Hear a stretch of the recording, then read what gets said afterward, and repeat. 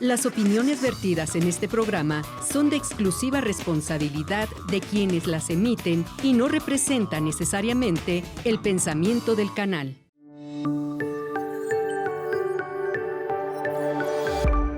Sistema Michoacano de Radio y Televisión presenta.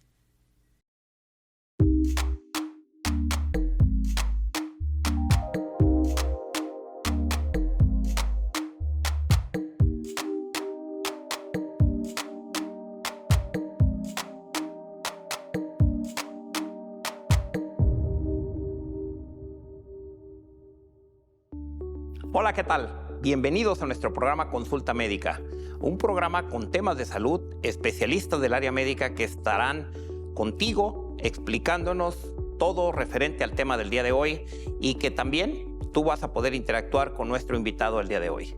El tema es factores predisponentes de la insuficiencia renal crónica. ¿Tú sabes de qué se trata esto? Bueno, pues yo te quiero decir que acompáñanos en el programa. Soy Martín Lira, cirujano plástico certificado y conductor de este programa. Vamos a ir a una cápsula para saber de qué se trata nuestro tema y después te presento a mi invitado. Vamos.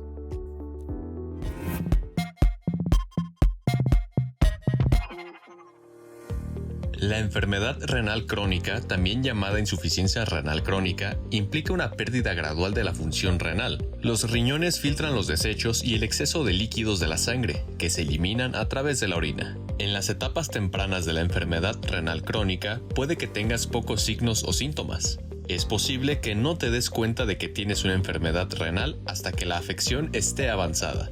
Dependiendo de su gravedad, la pérdida de la función renal puede causar lo siguiente: náuseas y vómitos, pérdida de apetito, fatiga y debilidad, problemas de sueño, micción más o menos abundante, entre otros más.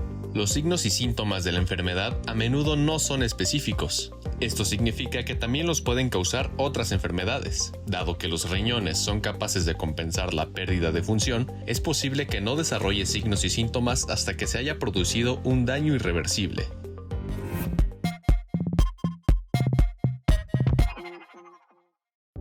Bueno, pues ya regresamos de ver esta cápsula y pues yo quiero mencionarte antes de entrar de lleno ya a nuestro programa que estamos a través de todas las plataformas de televisión, redes sociales, Instagram, Facebook, YouTube, o nos encuentras como Sistema Michoacano de Radio y Televisión para que puedas compartir esta información con quien tú consideres que le es de utilidad. El día de hoy, nuestro tema ya vimos es muy interesante, pero es más interesante nuestro invitado. Mira, el invitado del día de hoy es el doctor Francisco López Beltrán. Él es un especialista en medicina interna, es nefrólogo además, y ahorita vamos a platicar de en qué consisten estas especialidades que él realizó. Y bueno, pues bienvenido, Francisco. Gracias por estar aquí. Gracias, Martín, por la invitación. Gracias a ti por estar. Sé que no era fácil, ya teníamos varias semanas que si podías esta fecha, la otra, porque sé que siempre estás muy ocupado, pero muchas gracias por este tiempo para platicarle al auditorio de este tema. Muchas gracias, muchas gracias. Oye, Francisco, antes de entrar al tema, platícanos algo acerca de la especialidad que tú tienes. Hiciste y de tu currículum es, obviamente, medicina. ¿Eres nicolaita? Nicolaita. Y hiciste medicina interna en el Hospital Civil aquí en Morelia. Así es. ¿Y después, ¿qué hiciste? Nefrología hice, bueno, para hacer nefrología puede uno hacer 2 años de interna y luego derivarse directo a nefrología. Ajá. En mi caso, bueno, hice los 4 años de medicina interna, soy internista. Completaste la especialidad, sí. Muy bien. Y después son 3 años de nefrología para hacer nuevamente la especialidad en nefrología. ¿Y también nefrología lo hiciste aquí en el Hospital Miguel Silva? Sí, en el Hospital General, okay. Dr. Miguel Silva. Muy bien. 7 años, Francisco, sí. Se dice fácil, pero ya los que sabemos de esto, a veces la gente no sabe todos los años que tarda la preparación de un médico y bueno, son para recordarle a la gente cuántos años de medicina. Son 7 años de medicina, contando el internado y el servicio. Así es. Y después me eché otros 7 años más. ¿En las 2 especialidades? En las 2 especialidades. Porque la completaste la primera. 14 años, fíjense ustedes, 14 años de estudio sin poder trabajar, porque eso es algo muy importante, no puedes ejercer hasta que tienes ya tus títulos como especialista. Y si seguiste en la especialidad de nefrología, obviamente que te concentraste las 24 horas en el otro curso de especialización y no podías trabajar. 7 años. Pues trabajar sí, pero dentro de la institución, claro. Como parte de la residencia, Así ¿no? es, dentro de la institución. Así es. Son 14 años. Sí. Y yo te veo muy joven. ¿Cuántos años tienes que saliste de la especialidad? Salí en 2016. En febrero de 2016 terminé la especialidad en nefrología. Hace 6, 7 años. Sí, hace 7 años, sí. Ajá. Hace 7 años. Pues estás joven, Francisco, y yo sé que, porque he escuchado y te conozco, muy buenas referencias de ti y sé de la calidad de profesionista que eres. Y eso es lo que le hace falta a las instituciones, gente comprometida realmente con vocación en el área médica como tú lo has hecho. Porque además, cuéntame, ¿estás como jefe de servicio de investigación ahí en el hospital? Como presidente del comité de investigación. Del comité de investigación. Sí. ¿Eso en qué consiste para que la gente sepa de qué se trata ese comité y lo que tú haces, además de atender pacientes? Sí, bueno, yo estoy como laborando en el turno nocturno en el hospital, en la guardia nocturna de lunes, miércoles y viernes, pero sí, además es una actividad extra. Todos los hospitales tienen comités que revisan diversas áreas, sí, de calidad, de seguridad del paciente. Y el comité al que yo pertenezco es el comité de investigación. Todos los proyectos de investigación que se hacen en el hospital civil, ya sea por los propios residentes, por los médicos pasantes del servicio social que hacen su pasantía ahí en el hospital, pues la industria farmacéutica cuando hace proyectos de investigación que va a participar el hospital, gente de otras áreas de química, de biología, de farmacología, que quieren hacer su proyecto de tesis y de investigación, pues tienen que presentar su proyecto al comité. Y ese que tú presides. Es correcto, el comité donde yo soy presidente y bueno, junto con otro comité que se llama Ética en Investigación, somos los comités que nos encargamos de revisar los proyectos, de hacer las observaciones y pues, posteriormente aprobar los proyectos para que pueda realizarse investigación ahí en el hospital. Esto mencionaste algo muy importante entre internos, médicos en su servicio social, de otras áreas, pero dijiste algo de algunas empresas o farmacéuticas o algunos laboratorios que hacen algún estudio y lo presentan al comité de científico y de ética. Esto es muy importante porque para poder aprobar cualquier medicamento, técnica o lo que quiera hacer una industria, tiene que estar aprobado por alguien en un comité, en un hospital, obviamente, ¿no? Sí, de hecho, antes de la pandemia era muy frecuente que muchos de los médicos del hospital participaran en proyectos de investigación de la fase ya de investigación clínica, ya cuando se está haciendo la prueba en pacientes, se reclutan pacientes y participaba mucho el hospital civil. Ahora con la pandemia, pues desafortunadamente muchos de esos proyectos de la industria pues, estaban detenidos, pero pues ahora parece que nuevamente se va a retomar, ¿no? Bueno, pues este es un aspecto importante para que la gente entienda que cuando se aprueba un medicamento, un material de curación, cualquier área, un nuevo, decías de las áreas clínicas, de química, sí, algún nuevo testigo, fármaco, todo eso no es así nada más que la industria se le ocurra, y se tiene que llevar un proceso y esa es la responsabilidad del presidente del comité de investigación y del comité de ética. Y todo eso, ¿a qué horas descansas? Porque trabajas en la institución, trabajas en lo privado, ¿sí? Y aparte estás en el comité de investigación, tienes familia, sí, obviamente. ¿A qué horas descansas? Pues es un defecto, ¿no? Que tenemos muchos médicos que luego nos atiborramos de trabajo y no estamos a gusto si no estamos haciendo algo. No, pues yo sé por amigos que tenemos en común y que tú sabes de toda tu responsabilidad que tienes y tu trabajo, que lo haces perfectamente bien. Y bueno, te felicito por toda esa trayectoria que tienes y ese esfuerzo que haces. Así somos los médicos, muy inquietos, ¿no? Pues la sí. mayoría, la mayoría. Pues sí. Y del tema de insuficiencia renal crónica, ¿qué me puedes decir de manera general antes de entrar con los pormenores en los siguientes bloques? Es una enfermedad muy frecuente, Francisco. ¿En qué grupos de edad se presenta? Platícanos de eso.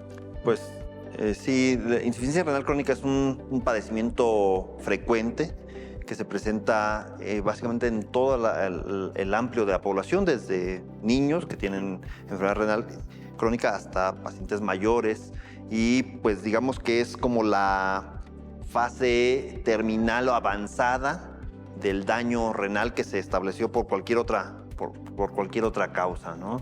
Es el paciente en el que el funcionamiento renal ya está deteriorado en su fase avanzada, ya no es algo que tenga una... En poco tiempo. Ajá, no es algo ni de poco tiempo ni que tenga forma de revertirse, ¿sí? Ya no hay forma de regresar al punto donde empezó la enfermedad, ya cuando estás en una insuficiencia renal crónica. Sí, es correcto. Desafortunadamente, mucha gente cree o escucha que existen 1000 cosas que hacen que los riñones se recuperen o regresen, pero no, la insuficiencia renal crónica ya es la fase avanzada, terminal, una consecuencia de un daño que se presenta y que ya está en la etapa final del funcionamiento de ese riñón. Y entonces no hay un grupo de edad en específico, hay desde No, se presenta niños, desde niños hasta gente adulta. Adultos mayores. Ok. Sí. ¿Y qué tan frecuente es en nuestro estado? Porque uno escucha noticias que de repente en ciertas regiones del estado de Michoacán es más común los problemas renales en general, no precisamente la insuficiencia renal. ¿Tiene algo que ver con algún factor en alguna región de nuestro estado? El agua, no sé, los hábitos de vida, pesticidas, no sé. ¿En qué consiste que algunos estados como el nuestro tienen más presencia este problema en algunas regiones? Sí, bueno, insuficiencia renal crónica tiene muchos factores. De hecho, la causa más común en todo el mundo, incluso en Michoacán, de insuficiencia renal crónica es la diabetes. Eso es la causa más común. Después la hipertensión, ¿sí? Y hay otras causas muy frecuentes como los problemas obstructivos, las piedras, la próstata que está bloqueando y que no se maneja, procesos, vamos a decir, genéticos, como gente que nace y tiene enfermedades donde se forman quistes en los riñones y esto viene desde el nacimiento. Pero hay un grupo de pacientes que tienen enfermedad renal crónica que, digamos, de inicio es una causa desconocida o no estudiada y bueno, el estado de Michoacán, como algunos otros estados del país y algunas otras regiones del mundo, tienen un número de pacientes que llegan con ese diagnóstico de primera vez a nuestras consultas. Ya avanzado. Sí, llegan, problema. no supieron qué fue lo que pasó, llegan y van a consulta porque les dicen que ocupan ya diálisis. No es que no tengan una causa, muchos de ellos desafortunadamente es que no se recibió a tiempo una atención adecuada. Una atención, un diagnóstico, un estudio. Y pues en estas etapas avanzadas a veces ya es muy difícil encontrar el origen del daño. Y sí, bueno, Michoacán tiene algunas regiones donde el número de pacientes que vemos con este problema está aumentado. Es más común. Okay. Sí. Pues suena muy interesante el tema. Espero que nos pueda acompañar en nuestro auditorio todo el programa. Estamos empezando con el doctor Francisco López Beltrán, que es un especialista en medicina interna y nefrólogo, una gente muy conocida aquí en el estado, en nuestro país y fuera de él. Así es que no se vaya, nos permites, vamos a una pausa y regresamos. Continúe con nosotros, vamos a la otra parte del estudio. Pasa, por favor, Francisco. Sí.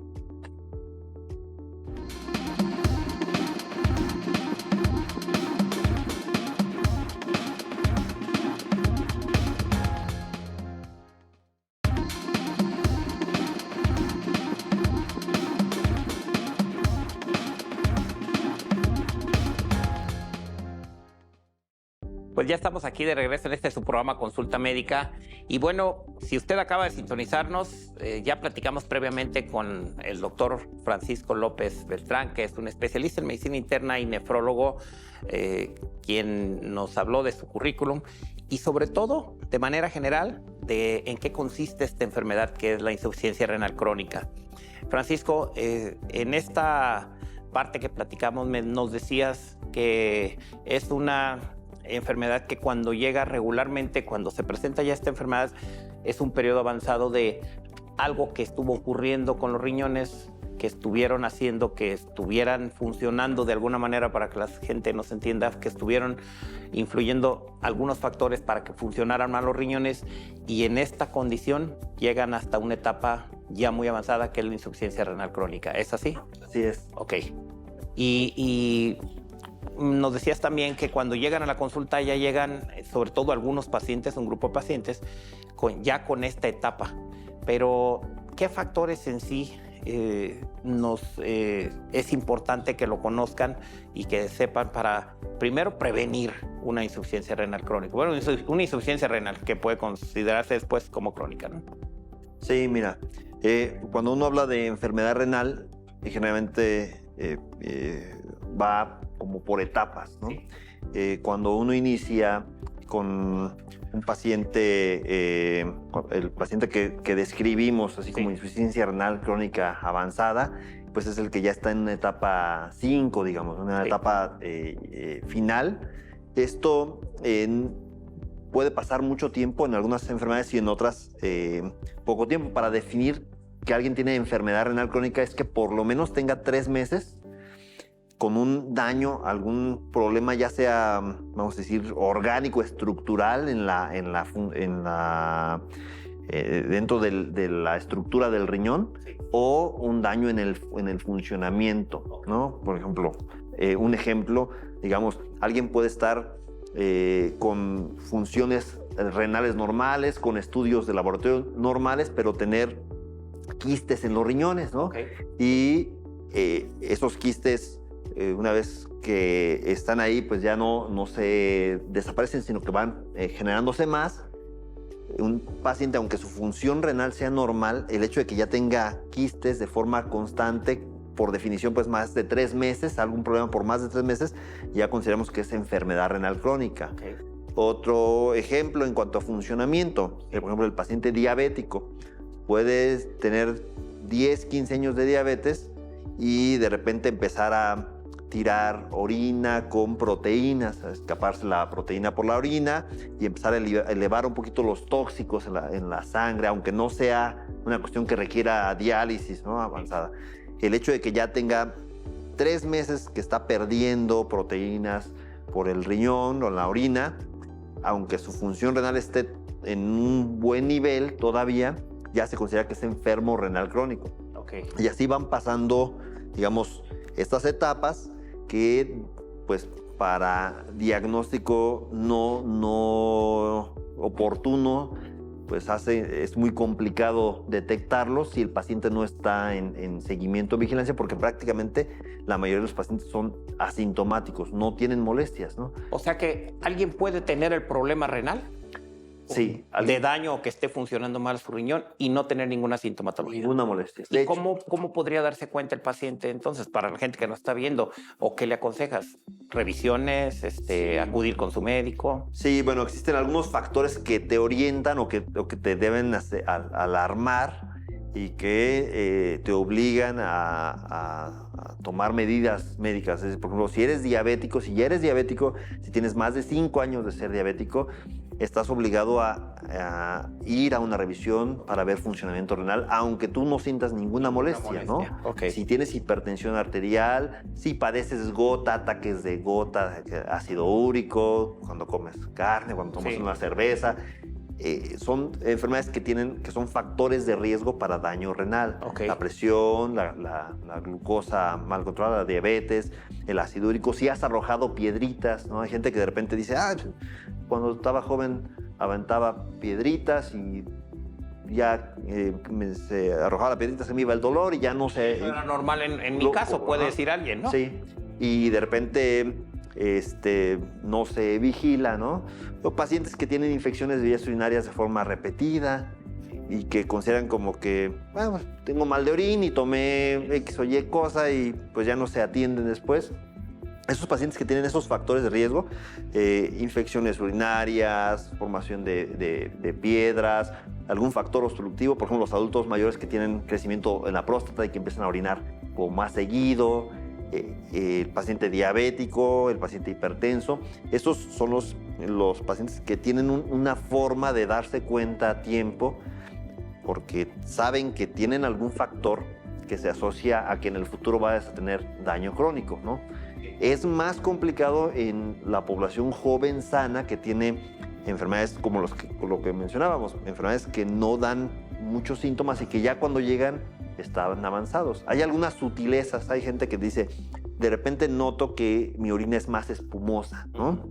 O que no concentro la orina, o sea, sale muy clarita y estoy orinando muy seguido, pero la mayoría de la gente esas sutilezas no las nota, las pasa desapercibidas, okay, ¿no? Y cuando llegan a tu consulta, ¿cuáles son algunos signos o síntomas que te orientan a ti a saber que puede tener, independientemente de los estudios de laboratorio, que puede tener una insuficiencia renal crónica en un paciente? Cuando llegas y lo ves en el consultorio y dices, creo, aunque todavía no empieza a platicar, hay alguna fase característica en este tipo de pacientes, ¿no? Sí, fíjate, ellos se van acostumbrando a los síntomas iniciales y no los perciben, pero uno ve al paciente con un color de piel distinto, como cobrizo, ¿sí? Uh-huh. A veces con los párpados un poquito hinchaditos, edematizados, ¿sí? A veces también al tocar el tobillo ya tiene un poquito de edema, y a pesar del color cobrizo en la piel, pues las mucosas están blancas porque a veces ya tienen anemia, entonces les ve la lengua más clarita, los ojos, las conjuntivas un poquito más claritas. Y cuando uno ve al paciente que llega como cansado, débil, o que te dicen que no tienen apetito, son como de los datos que dices, híjole, a ver si no ya tiene daño crónico, ¿no? Muy avanzado, ¿no? Sí, es muy sutil. Pero tú lo percibes en ciertos tipos de pacientes, lo notas desde antes de empezar la historia clínica, ¿no? Con la pura inspección. Sí, con la hay pacientes que cuando llegan en etapas avanzadas, pues es muy evidente para el médico cuando estás acostumbrado a verlos, ¿no? ¿Y qué otros, bueno, ya hablando de en sí de los signos, síntomas, cómo empiezas tú el abordaje para la gente que está escuchando, que se familiarice en cómo le vas a preguntar? Investigas en esa historia clínica que todos hacemos, investigas alimentación, hábitos, si tiene algunas otras enfermedades, entiendo que son los factores que empiezas a investigar, ¿no? Sí, el consumo de sal, si en algún momento se detectó que fuera hipertenso, por ejemplo, mujeres que dicen tuve preeclampsia en algunos de sus embarazos, eso en el interrogatorio empieza uno ahí a escudriñar factores, ¿no? Si familiares con diabetes, si arrojaron alguna piedrita en alguna ocasión, si han notado que su orina sea espumosa, si se cansan, se agitan al hacer el esfuerzo cotidiano que antes no les cansaba, si se les fue el apetito, si tienen náuseas por las mañanas, o de repente con algunos alimentos les sabe raro, si sienten, por ejemplo, al cepillarse los dientes sienten que de todos modos el aliento les sigue dando un olor desagradable, ¿no? ¿Cómo empiezas tú a orientar esa orientación hacia que va a tener un problema renal seguramente, ¿no? Sí. Y en los que no llegan así, en los que son más jóvenes, que alguien los envió porque salió algo en un laboratorio y que no trae ningún síntoma, ¿cómo haces el diagnóstico ahí? ¿Qué te llama la atención de esos pacientes? Fíjate que mencionas esto de los estudios, muchas veces, en los estudios algo que frecuentemente se evalúa es la creatinina, que es uno de los productos de desecho de la función renal, la urea, la creatinina. Y muchas veces se considera, incluso si uno agarra una hojita de los que le hacen los estudios de laboratorio, que ven ahí cifras normales, ¿no? Sí. Muchas veces la gente cree que la creatinina, porque está dentro de esas cifras, es normal. Y es algo que tenemos que cambiar, digamos, este chip en los médicos, ¿no? Es decir, no existen creatininas normales, ¿no? La creatinina es un reflejo de un estimado, un cálculo, de una suposición de funcionamiento renal, pero varía de persona a persona. Es decir, por ejemplo, una jovencita delgadita, mujer delgada, con menos masa muscular, es normal para ella que tenga una creatinina más bajita. Y una persona que vaya al gimnasio, que coma mucha proteína, para él puede ser un poco normal una creatinina que esté un poquito más alta. No existe un estándar. Digamos, que del rango que aparece ahí. Entonces, lo que uno tiene que hacer es convertir esa creatinina a través de fórmulas que uno hace en lo que llamamos tasas de filtrado glomerular, que para fines normales decimos en cuánto porcentaje le trabaja el riñón, ¿no? Y entonces, dependiendo, las fórmulas te dicen la edad del paciente, porque eso hace que varíe la creatinina, el sexo, si es varón, si es mujer. ¿En el sexo es más frecuente en el varón o en la mujer? No, la enfermedad renal crónica es indistinta. Es indistinta, pero... Pero es diferente la creatinina. La creatinina debe ser diferente en varones o mujeres. Incluso en pacientes, por ejemplo, afroamericanos, espera uno una creatinina mayor por la mayor masa muscular. De acuerdo a tu estatura y peso, tu creatinina puede variar, ¿no? Entonces, todos esos cálculos uno los mete ahí a la aplicación, digamos, que ya te traduce, y eso te dice qué porcentaje de funcionamiento renal tiene el paciente. Y entonces sí puede uno evaluar, vamos a decir, si lo normal es que tenga de 90 a 120 de filtrado glomerular. Y si una persona ya te dice tiene 30 de tasa de filtrado, pues entonces ya te estás dando cuenta que ese paciente, aunque no tenga ningún síntoma, tiene alguna enfermedad que está generando daño crónico, ¿no? ¿Sí? Muy bien. Y ya una vez que tú... Porque no todos los pacientes llegan con estudios. O te llegan con estudios muy básicos, a lo mejor, que los envió el médico general o el médico de primer contacto. En el mejor de los casos. Pero si te llega alguien con estudios incompletos o sin estudios, ¿qué tipo de estudios les pides tú? Una química sanguínea de 6 elementos, por ejemplo, que es un parámetro que la mayoría de los médicos lo solicitamos para diferentes análisis que seguimos, o haces algunos otros estudios más profundos, más directos, más específicos para buscar eso. Sí, de inicio es muy importante ver químicas para ver la creatinina y exámenes de orina, examen general de orina, porque ahí también puedes detectar si un paciente, aunque tenga un filtrado, una función renal normal, pero si está tirando proteína en la orina, esa es una alerta de que algo está sucediendo en el riñón. Entonces, y son estudios muy prácticos y fáciles de hacer. Ya en base a esos estudios, pues si el paciente viene con esos estudios y aparece con presencia de proteínas en el examen general de orina, muchas veces ya mandamos a hacer estudios donde juntan la orina de 24 horas o miden la proteína y la creatinina directamente en una muestra de orina para evaluar cuánto de proteína están perdiendo. ¿Sí? Y pues ahí hacemos estudios de imagen, ultrasonido de forma inicial para ver las características del riñón, ¿sí? El tamaño, si se diferencia bien la corteza de la médula, si no tiene quistes, piedritas, ¿sí?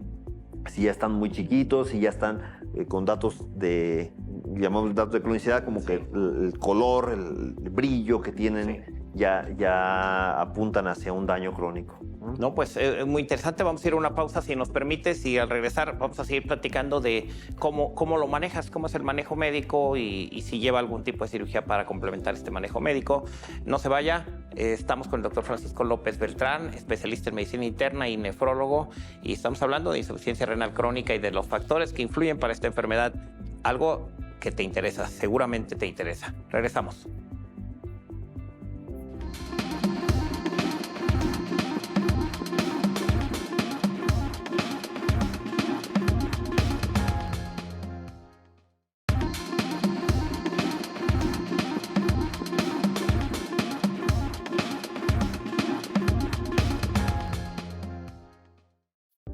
Ya estamos aquí de regreso en este programa Consulta Médica.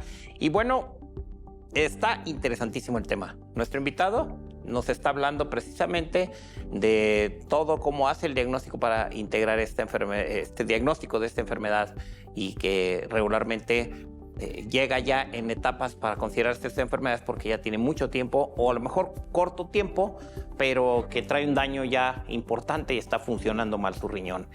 Y usted se acaba de sintonizarnos y quiere ver todo el programa, recuerda que estamos en todas las redes sociales, Instagram, Facebook, YouTube, a través del Sistema Michoacano de Radio y Televisión, que es una televisora oficial del gobierno del estado. Francisco, ya una vez que tienes el diagnóstico y que tomaste el ultrasonido, me decías, si tienes alguna duda, pides algún otro estudio de imagen para complementar ese diagnóstico. ¿Cuál otro estudio es el que haces? Sí, mira, por ejemplo, hay algunas de las enfermedades que dañan el riñón y que no se tiene definido un diagnóstico y entonces algunos pacientes se benefician de realizar biopsias renales, ¿no? Por ejemplo, pacientes que tienen enfermedades, digamos, como primarias, le decimos, glomerulopatías primarias, o pacientes que tienen afección renal por lupus o por enfermedades inmunológicas, por enfermedades infiltrativas que invaden el riñón. Hay un grupo importante de enfermedades que son menos frecuentes, que son menos comunes, pero que requieren la realización de una biopsia, ¿no? Okay. Y la biopsia, pues esto les permite cambiar el pronóstico porque puede uno dirigir el tratamiento específico hacia la enfermedad que está generando el daño renal, okay, ¿no? Okay. En algunas otras ocasiones, pues no se hace biopsia aun cuando el tamaño del riñón sea normal porque tienes muy claro cuál es el diagnóstico. Lo más común, por ejemplo, pacientes que tienen diabetes y que tienen la historia natural de diabetes, sí, y que tienen la historia natural de que la diabetes ya provocó daño renal, que es un mal control de la glucosa, que el paciente empieza a tirar proteínas, que luego empieza a ser hipertenso y también la presión va evolucionando mal, y donde tienes un seguimiento de cómo va dañándose el riñón en el paso del tiempo, pues no los vas a biopsiar, no los vas a someter al riesgo de la biopsia. La orientación sobre el diagnóstico. Sí, y ya ahí más bien diriges el tratamiento de forma específica. Sí. Y ya una vez que tienes el diagnóstico bien establecido, ¿cuáles son las formas de tratamiento? ¿Van enfocadas a los factores que ocasionaron a la etiología de la enfermedad? Por ejemplo, si es un diabético y está descompensado, pues hay que controlar su diabetes. Sí. Bueno, yo así lo entiendo, ¿no? Sí, Explícame. Sí, digamos, hay tratamiento que va dirigido a la causa, ¿no? En caso de diabético, pues a controlar la glucosa para detener la progresión, el avance del daño renal, ¿no? Si tienes un paciente que tiene, digamos, una etapa 3 de daño renal y controlas la glucosa y controlas la presión arterial, el colesterol, triglicéridos, ácido úrico, favoreces que ese daño renal lleve esa velocidad de progresión, ¿sí? Sí. Disminuye esa velocidad de progresión y entonces cambia el pronóstico a largo plazo. Uno es eso, va dirigido sí, directo al tratamiento.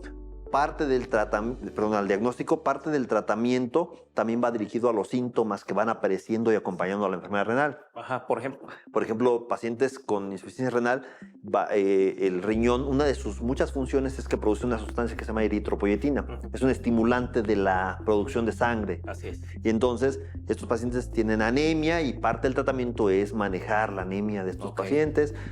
Tienen deficiencia de la forma activa de la vitamina D y entonces esto genera alteraciones en el calcio, se acumula fósforo, se afecta ahí directamente el hueso y entonces parte del tratamiento va dirigido a esta cuestión hormonal, ¿no? Sí. Pero la otra parte del tratamiento es cuando el paciente ya tiene una enfermedad avanzada.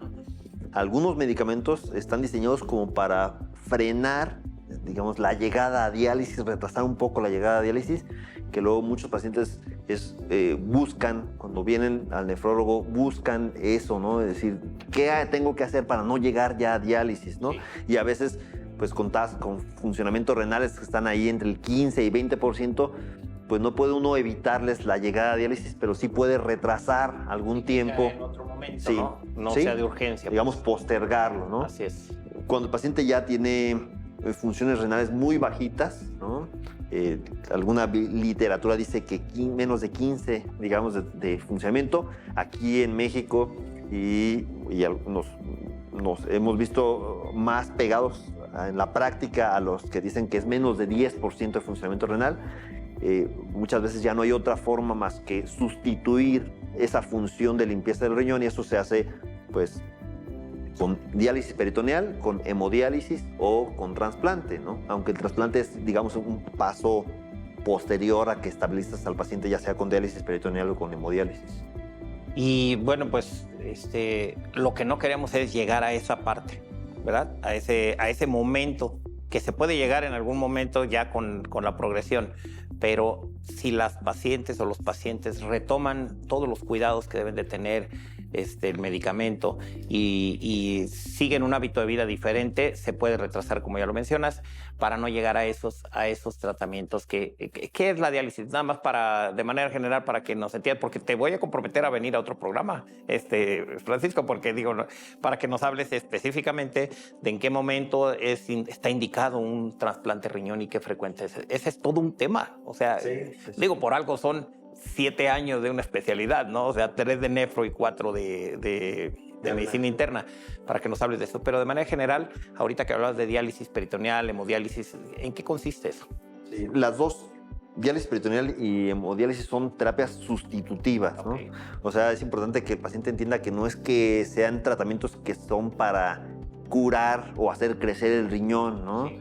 O para que el riñón se recupere, ¿no? Es sustituir la función que el riñón hacía, ¿sí? Es decir, esta capacidad de limpieza de tóxicos, de eliminar el exceso de líquidos, el exceso de sodio, de potasio, fósforo, de electrolitos, de sustancias que están generándole el daño al cuerpo.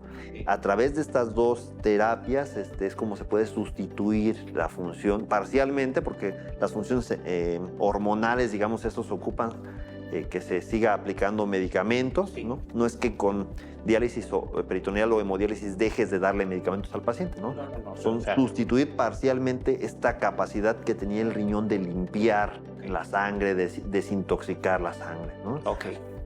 Diálisis peritoneal es un catéter que pones a través de cirugía en el abdomen, y la capa esta que cubre las paredes del abdomen y los intestinos se llama peritoneo. Pues es una capa que es, digamos, permeable, o sea, permite el paso de sustancias, tiene muchos vasos sanguíneos, y entonces cuando pone uno el líquido de diálisis peritoneal, es un líquido que está, vamos a decir, ajustado para succionar o extraer por una presión negativa que genera todo lo que el líquido no contenga. Es un intercambio, ¿sí? El líquido generalmente vienen con niveles de azúcar muy altos o de sustancias similares al azúcar que generan una extracción, una presión. Entonces el líquido, por ejemplo, no tiene potasio, ¿no? Y entonces esa presión succiona o jala el potasio del cuerpo y lo introduce a la cavidad que se genera, ¿sí? Entonces está un tiempo el líquido hasta que ya llega a un equilibrio, ¿no? Ya el nivel de potasio en la sangre bajó, y con el potasio que se extrajo llega al mismo nivel o la urea, ¿no? Y entonces tiene uno que estar haciendo recambios, ¿no? Meten el líquido, a las 4 horas, digamos, se extrae y se mete otra bolsita y está así. El paciente está en su casa o haciendo sus actividades, va a hacer el recambio y luego sigue haciendo sus actividades, y cada 4 horas, a veces ya en la noche dejan una bolsita toda la noche para que esté extrayendo este tipo de sustancias. Es una, digamos, una forma lenta, gradual, de ir extrayendo el potasio, la urea, la creatinina, todos los tóxicos, y hay como 120 toxinas que no medimos, que el riñón, ¿no? Que el riñón no debería puede eliminar, que normalmente le elimina. Sí. Digo, es por eso lo dices, es sustitutivo de la función renal. Sí. Vamos a entrar a una parte del programa, Francisco, donde me gusta mucho esta parte porque interactúa la gente con nosotros. sobre todo contigo, para preguntarte. Y mira, te tengo aquí, la producción ya me pasó unas preguntas.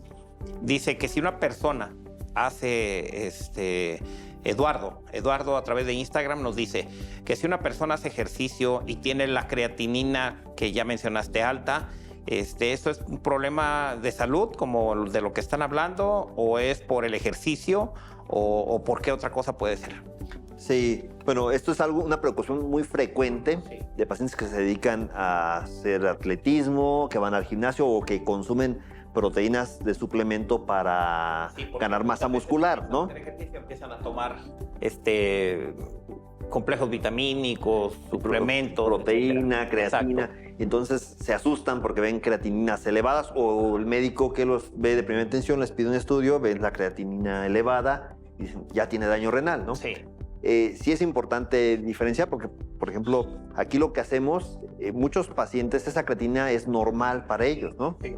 Pero muchas veces lo que hacemos es hacer una evaluación médica si ese paciente no tiene daño renal, si no se produjo daño renal a través de algún suplemento, algún anabólico, algo que haya consumido, Sí. o si es normal para él, ¿no? Okay. Entonces, si evaluamos, le pedimos que suspenda el producto que está ingiriendo, lo medimos, lo pesamos, hacemos este cálculo de función, vemos su orina, si tiene proteína o no tiene proteína. Muchas veces, la mayoría de los pacientes, pues esa creatinina es normal para la masa muscular y la actividad física que hacen, ¿no? Y es lo que tomaron. Y en todo caso, ¿no? Sí. Que si tomaron algo. Sí, pero sí llegamos a encontrar algunos pacientes que tienen daño renal y ya lo tenían, no sabían que lo tenían, y al estar haciendo ejercicio y al ingerir productos con alto contenido de proteína, se eleva la creatinina, y cuando van a consulta descubren que ya tenían el daño renal previo, y que pues esta situación les incrementó el nivel de toxinas en la sangre, ¿no? Ok. Entonces, antes de pasar a la otra pregunta, ¿tú recomendarías que antes de empezar digamos, no el ejercicio, pero si vas a tomar suplementos, proteínas, que se hagan un chequeo? Sí. Para saber si no tienen un daño renal y saber qué está pasando antes de empezar a tomar estos suplementos. Sí, hay algunas cuestiones que no se recomienda que utilicen de ningún tipo. Por ejemplo, productos anabólicos derivados de testosterona. Aquí está una pregunta de esto, precisamente, pero bueno, adelante. Sí, adelante. Porque generan daños en el cuerpo, no solo en el riñón, también hormonales, ¿no? Sí. Pero hay algunas proteínas que tienen, vamos a decir, están bien reguladas, ¿no? Que ya sea FDA o COFEPRIS lo permiten su utilización, ¿no? Sí. Y son seguras, ¿no? Entonces, si un paciente y decide iniciar con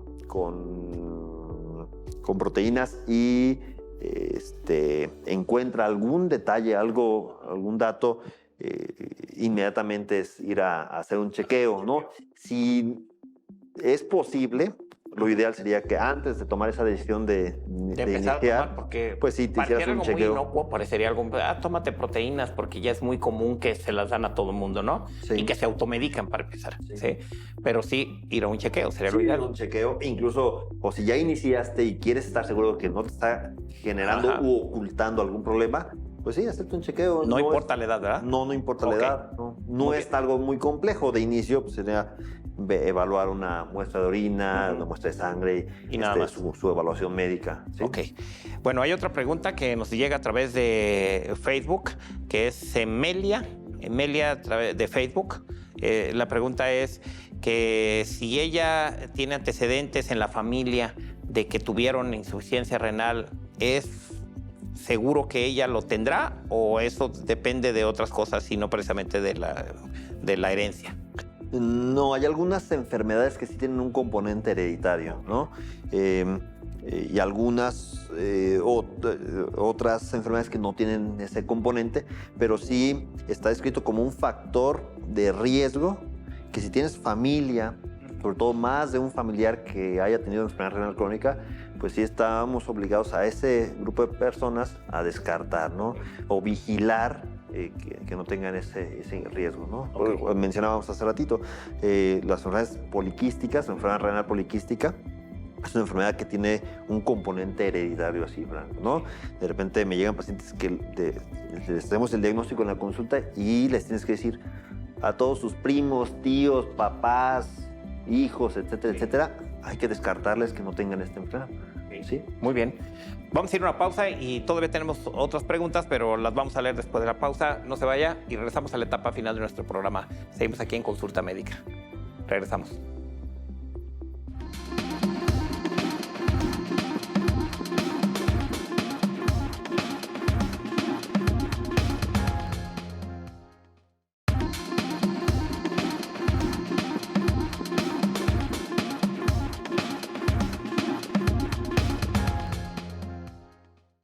Ya estamos aquí de regreso en esta parte final. No me gusta mucho decir que ya vamos a terminar el programa, pero lamentablemente cuando está más interesante la plática es cuando tenemos que concluir.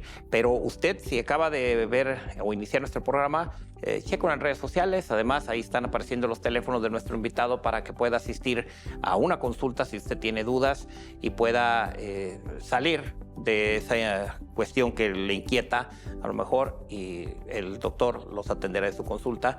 Pero en esta etapa que estábamos, antes de irnos a la pausa, nos quedaron algunas preguntas. Voy a leerte una de las que considero más importante. Es Héctor, también de Instagram.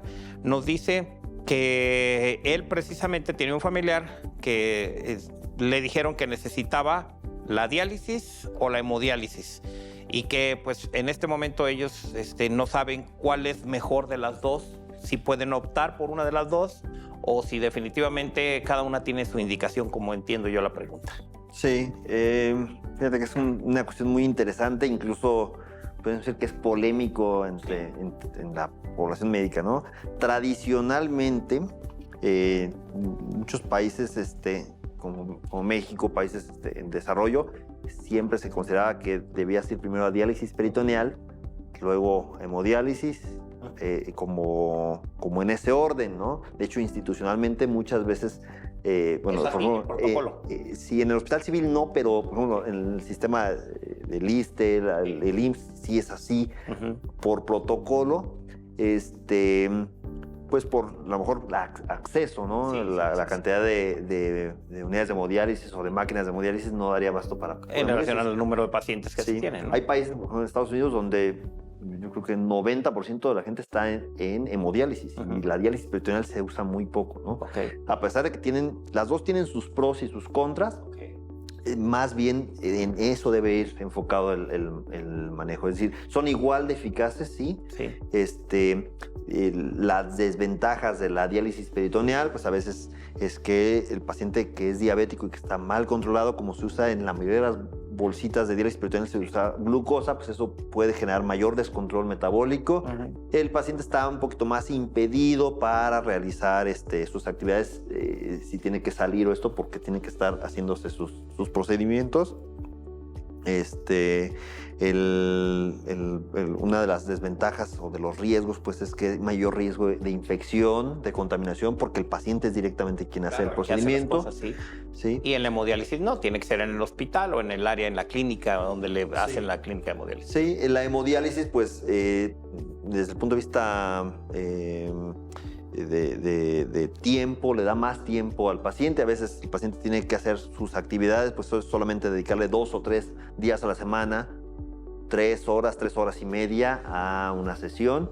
La hemodiálisis utiliza filtros y máquinas que pasan de forma muy rápida la sangre, bañando dentro de un filtro que tiene como capilares, por ahí pasa la sangre, y el filtro lo baña a un líquido que es dializante, que le extrae rápidamente las toxinas. Entonces, lo que hace la hemodiálisis en digamos, 3 sesiones a la semana es como el equivalente a lo que necesita el riñón lo haría en todos los días, ¿no? Entonces, con solo 3 sesiones, y pues el paciente no tiene que hacer realmente mucho.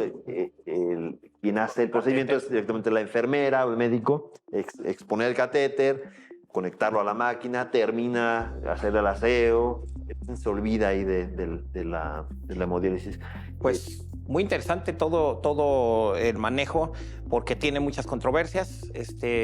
Yo te voy a comprometer, ya te lo dije en el bloque anterior, pero te voy a comprometer a que hagamos otro programa posteriormente, de acuerdo a tu agenda que lo permita, para que podamos hablar ya específicamente con profundidad de diálisis, peritoneal, hemodiálisis y cuándo llegar al trasplante de riñón. ¿Te parece bien? Y te comprometo al aire para que no me digas que no, ¿verdad? En estos últimos minutos que nos queda del programa, me gustaría que nos contaras una historia que tú recuerdes de algo que te haya costado mucho trabajo hacer la especialidad. A todos los médicos nos cuesta mucho trabajo, pero algo que tú recuerdes, una anécdota, que tuviste que dejar, eras casado, ya en ese momento tenías hijos, tuviste que dejar la familia para hacer esos 7 años de 2 especialidades. Cuéntame, ¿cómo te fue en esa etapa? Sí, fíjate, cuando estaba a platicar, cuando estaba en medicina interna, y yo soy casado, tengo ya cumplí, voy para 14 años de casado, ¿no? Cuando estaba en medicina interna, nos mudamos ahí cerca del aeropuerto porque mi esposa estaba haciendo su servicio social, ¿no? Entonces, ¿aquí en Morelia?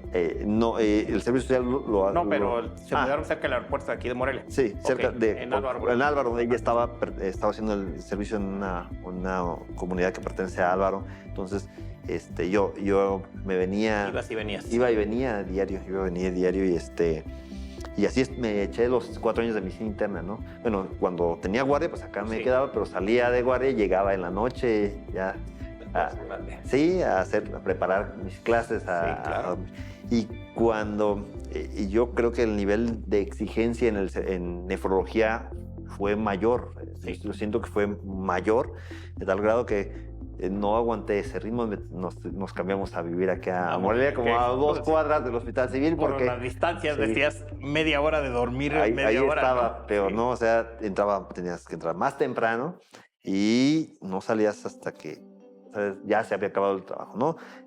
Éramos 2 médicos de primer año de la generación, y entonces era toda la mañana y nosotros nos quedábamos en la tarde con el médico de la tarde y hacer las biopsias, y hasta que no estaba el paciente en su cama después de terminar las biopsias y habíamos pasado, ya nos podemos retirar, ¿no? Entonces la hacíamos de camilleros. O sea, claro. Ya eran las 8 de la noche, Pero te cambio de interesaba turno. irte, por eso había que hacer las cosas. El cambio de turno, y entonces era, pues si espero a que llegue el camillero del cambio de turno, no ir a las 9 o a las 10, ¿no? Hasta que se le antoje a él subirlo al paciente, ¿no? Sí, entonces claro. Con mi compañero terminábamos las biopsias y nos convertíamos de residentes a camilleros, Claro, y llevábamos claro, al paciente al 4º piso, ¿no? Sí. Aquí en el civil, que estaba aquí en el centro, pues era el cuarto piso de medicina interna y nefrología. Sí. Y era por la rampa, los 4 pisos, subíamos a un paciente y luego el de la otra biopsia, ¿no? Para bajar al otro. Sí, para doctor, poder entregar la guardia al médico de guardia.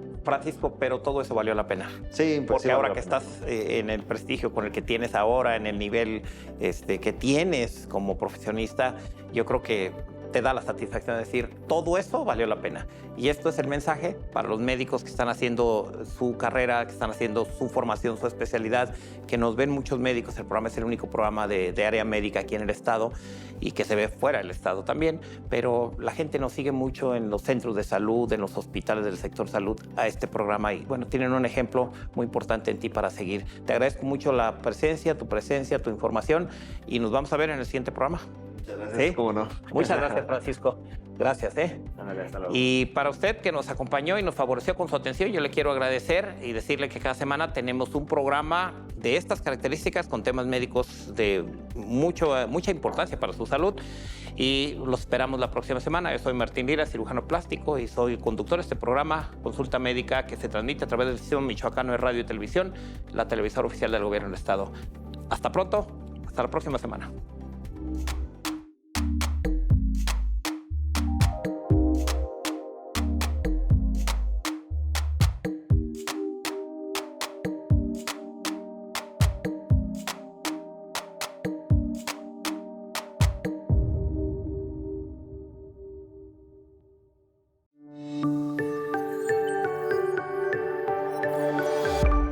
Sistema Michoacano de Radio y Televisión presentó